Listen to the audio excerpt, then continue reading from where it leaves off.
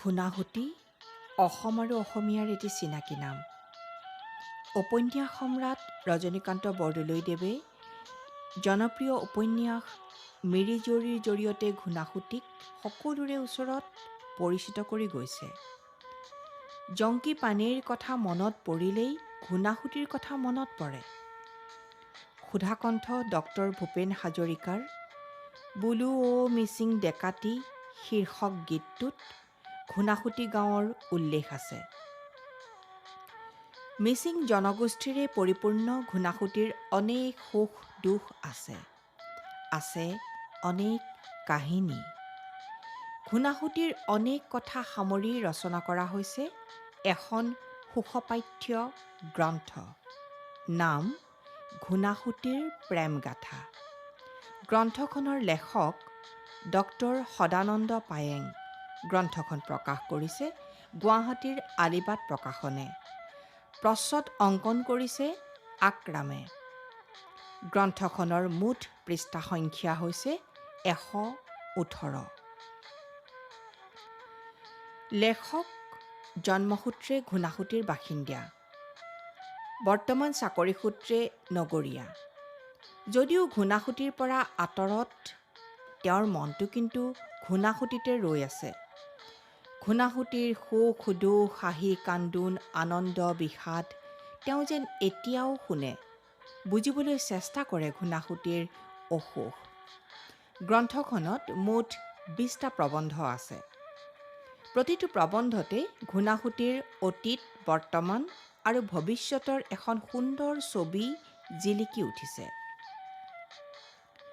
প্ৰবন্ধসমূহ ক্ৰমে ঘূনাসুঁতিৰ পাৰতে বহুদিনৰ আগতে, বহুদিন কুকুৰাৰ ডাক শুনা নাই, চাপৰি ঐ চাপৰি, গেৰুকামুখত বান্ধ হ'ব, ঘূনাসুঁতিৰ প্ৰেমগাথা, ঘাগৰ ঘাটৰ চিঞৰ, কাবুলি গাঁতৰ ঐ বদনাম, অৱনৰিত বাৰিষা, সোৱণশিৰি পাৰৰ মেজি, আকৌ এবাৰ মিৰি জীয়ৰী, অসমীয়া আধুনিক গীতত মিচিং সুৰ শব্দ, ঘূনাসুঁতিৰ বল খেল, কোন বাটে বাপতি সাহোন বিহুতি, ঘূনাসুঁতিৰ ভাওনা, বোলো অ মিচিং ডেকাতি, লাৰকা ডাক্তৰৰ কথা, অৱনৰিত জোনাকৰ মায়াহনা ৰাতি, তাবুৰাম তাইত ঘূনাসুঁতিৰ পৰা টেমছলৈ, অসমীয়া সাহিত্যলৈ মিচিং লেখকৰ বৰঙণি আৰু এক গুচ্ছ ঐনিতম। লেখকৰ বৰ্ণনাশৈলী বৰ মনোৰম। পঢ়ি যাওঁতে এক মিঠা ৰসবোধে পাঠকক আচন্ন কৰি ৰাখিব। ঘূনাসুঁতিৰ প্ৰেমগাথা প্ৰবন্ধত লিখিছে, ৰোমান্টিক গাঁও ঘূনাসুঁতিৰ সহজ সৰল প্ৰেমিক প্ৰেমিকাবোৰৰ আৰ নলগা প্ৰেম কাহিনীবোৰ আছিল মন লগা। প্ৰেমৰ অপমান, কৃত্ৰিমতা, যৌৱনৰ ক্ষণিক উত্তেজনাৰ ভুল তেওঁলোকৰ মাজত কদাপিও নাছিল। চহৰৰ অন্ধ ভণ্ড প্ৰেমিক প্ৰেমিকাৰ দৰে প্ৰেমৰ দৰদাম নহৈছিল। কাৰচিং কাৰটাঙক সাক্ষী কৰি গৰাকী বাছি লোৱাৰ পিছত চন্দ্ৰ দিবাকৰ থাকে মানে তেওঁলোকৰ কথাৰ কেতিয়াও লৰচৰ নহৈছিল। লেখকে প্ৰবন্ধসমূহত ঘূনাসুঁতিৰ জীৱন প্ৰণালী, কৃষ্টি সংস্কৃতিৰ এখন সুন্দৰ ছবি দাঙি ধৰিবলৈ প্ৰয়াস কৰিছে। তাৰ লগে লগে ঘূনাসুঁতিৰ সমস্যা আৰু ভৱিষ্যতৰ এটি ইংগিত দি গৈছে। সোৱণশিৰি নদীৰ জলবিদ্যুৎ প্ৰকল্পই নামনিৰ নাগৰিকৰ ভৱিষ্যত অন্ধকাৰ কৰিব পাৰে। এই সম্পৰ্কে লেখকে লিখিছে, গেৰুকামুখত বান্ধ হ'ব, জন্ম হ'ব আৰু এখন চাহাৰা, কেওফালে বালি আৰু বালি, বালিত গজিব কেকটাছ, হালধীয়া হ'ব সেউজীয়া অৱনৰি, আঘোণৰ সোণালী পথাৰে বোৱাৰী জীয়ৰীহঁতক আহা বুলি আৰু নামাতে, আঘোণে নিদিয়ে ভোগালীৰ বতৰা,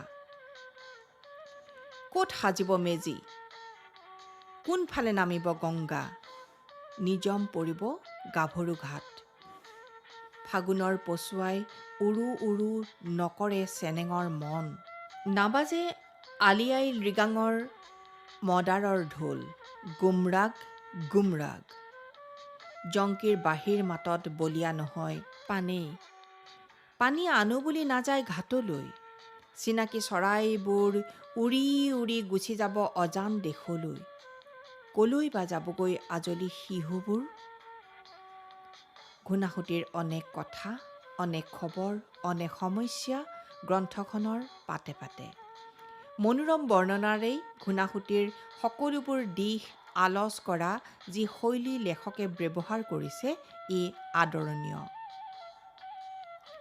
ঘূনাসুঁতিৰ একালৰ ছবি আঁকিবলৈ গৈ লেখকে লিখিছে, সৰুতে মহ ৰাখিছিলোঁ, গুণা মহৰ পিঠিত শুই বাঁহী বজাইছিলোঁ, প্ৰাণ ঢালি ঐনিতম গাইছিলোঁ।